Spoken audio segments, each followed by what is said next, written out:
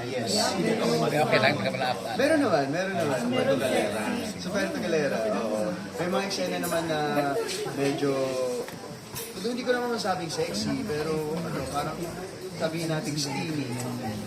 Medyo mainit.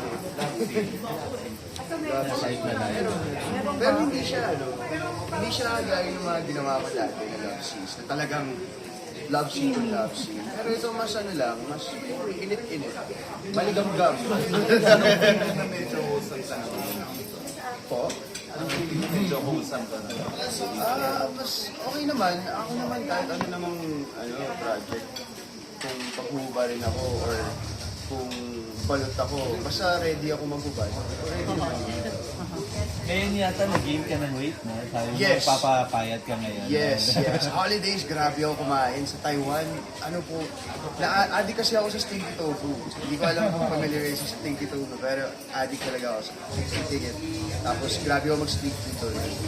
So, retain ako ng parang, hindi ko 6 kilos, 7 kilos.